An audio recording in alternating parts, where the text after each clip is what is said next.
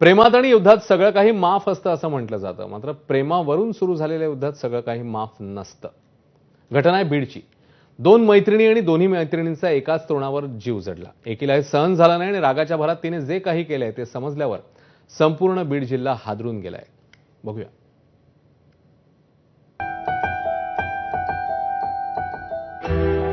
प्रेम. कोणतं प्रेम मोठं? प्रेयकर प्रेयसीचं की दोन मैत्रिणींमधलं?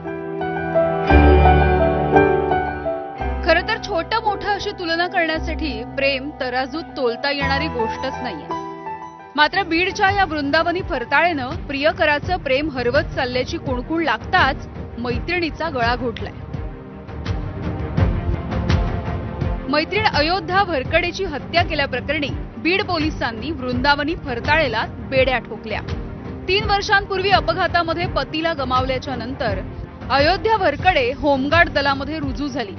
पोलीस होण्याचं स्वप्न पूर्ण करण्यासाठी तिचे प्रयत्न सुरू होते आणि याच वाटचालीमध्ये अयोध्याला मैत्रीण म्हणून आधार मिळाला, तो बीडच्या अंबिका चौक परिसरामध्ये राहणाऱ्या वृंदावनीचा. मात्र या दोघींचा एकाच तरुणावरती जीव जडला आणि मैत्रीच्या नात्याला तडा जायला सुरुवात झाली.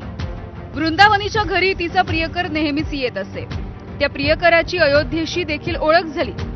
आपल्याच मैत्रिणीच्या प्रियकराशी सूत कधी जुळलं हे अयोध्याला कधी कळलंच नाही. मात्र आपलीच मैत्रीण आपल्याच प्रियकराला जाळ्यात ओढतीये हे समजल्याच्या नंतर वृंदावनीच्या पायाखालची जमीन सरकली. सुडाच्या भावनेनं तिला वेडं केलं. एक दिवस तिने अयोध्याला घरी बोलावलं. उशीनं तोंड दाबून आणि गळा आवळून तिची हत्या केली.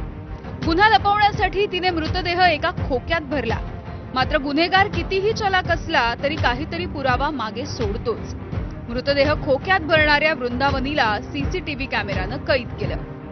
पोलीस स्टेशन शिवाजीनगरच्या टीमने तातडीने माननीय वरिष्ठांच्या मार्गदर्शनामध्ये जी आरोपी आहे, आरोपीचा शोध घेतला. आरोपीला अटक केलेली आहे. सदर गुन्ह्याचा तपास हा अनैतिक संबंधातून झाला असल्याचा प्राथमिक अंदाज आहे. सदरचा तपास चालू आहे. इतर सदर गुन्ह्यामध्ये आणखी कोण आरोपी आहे याबाबत आम्ही तपास करत आहोत. काल महिलेला अटक केलेली आहे. आज माननीय न्यायालयासमोर महिलेला आम्ही हजर करणार आहोत आणि सदर गुन्ह्याचा तपास हा सध्या चालू आहे. मैत्रिणीनेच अयोध्याचा घात केला हे कळल्याच्या नंतर अयोध्याच्या नातेवाईकांच्या ओठावरती या ओळी उमटल्या. महिला आहे आरोपी, ती कोण आहे? ती आमच्या गावातलीच आहे. मागणी काय आता? मागणी आमची एवढीच आहे की ते पोस्टमॉर्टम रिपोर्ट लवकरात लवकर आम्हाला भेटावा आणि काय म्हणजे नेमकी कशाने मौत झाली त्याची हे आम्हाला कळवा आणि जे आरोपी आहेत त्यांना कठोर शिक्षा व्हावी एवढंच म्हणणे आमचं. खरं तर सस्पेन्स चित्रपटातल्या कथानकाला शोभेल अशी ही खऱ्याखुऱ्या आयुष्यामध्ये घडलेली घटना. प्रेमाच्या या त्रिकोणामध्ये कुणाचा कोण बरोबर आणि कुणाचा चुकीचा यावरती प्रत्येकाची वेगवेगळी मतं असू शकतील. मात्र कायद्याला भावनेची नव्हे तर कायद्याच्या कलमांचीच भाषा कळते. विकास मानेसह ब्युरो रिपोर्ट, एबीपी माझा, बीड.